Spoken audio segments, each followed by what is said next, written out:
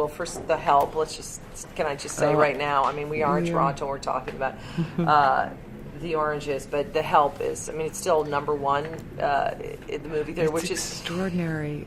Great role. Yeah. Great role. Really fun, and I have to say, Tate Taylor, my dear friend who directed it and adapted it, sort of rewrote the part of Charlotte in the movie and gave her a redemption, which was great for me to be able to play her with that added extra thing, because I think it was very truthful, because I don't think Charlotte was a bad woman. She was just misinformed and product of her generation, and it was nice to get to see her mind open up and see that, to look at things differently. Oh, it's a great scene, too. Yeah. It was a great scene. I loved that. Was really very rewarding to get to play.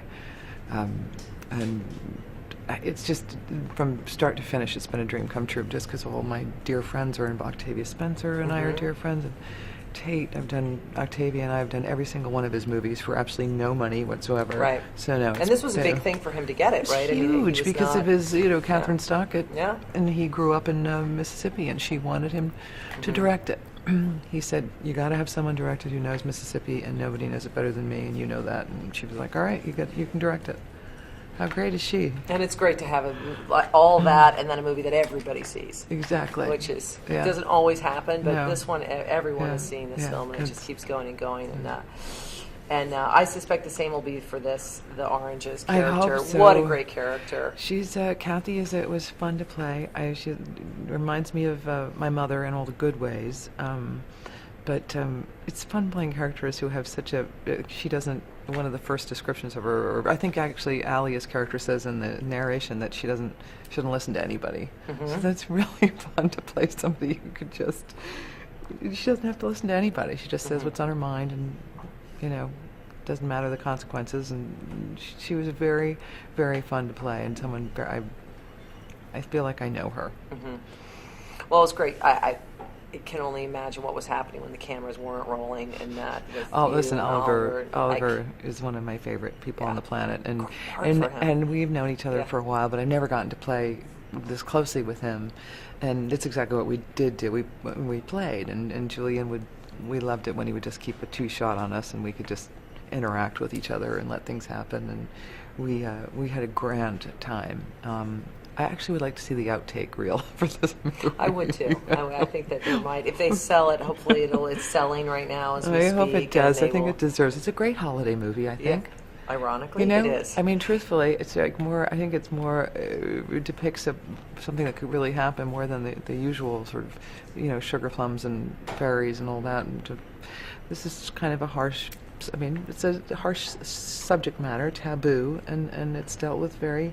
In a way that Julian did a wonderful job handling it, so it doesn't repel people. I don't think you get repulsed by it. At first you're shocked, and then kind of have to open your mind up to it. And it's tricky, relationships, especially between young girls and older men.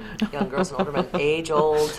But then lay on top of that the families that are so close and intertwined. It becomes almost like competitive, non-competitive. And what happens when one the daughter does something and the husband does something. It's so great. It is. Which is why I wanted to do it, because of the ensemble quality of it. I love that. And Catherine Keener I've been a fan of hers forever. And Hugh was so delightful, and Leighton is a doll. We really had a good time.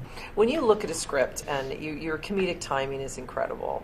It always has been, and obviously you do serious drama as well and whatnot. But when you're looking at a script, does it just do you see the comedic moments when you're reading it, or does it just kind of happen when you're actually on set? And some moments will become funny that I didn't realize, where there obviously some of Kathy's lines are just funny. I read them and I was like, oh my, especially the one line in particular, which I won't say here because I don't want to spoil it, but I read it when the what? When they're caught? Yeah. Well, just, you read it and you go, oh my God, I can't wait to get to say that.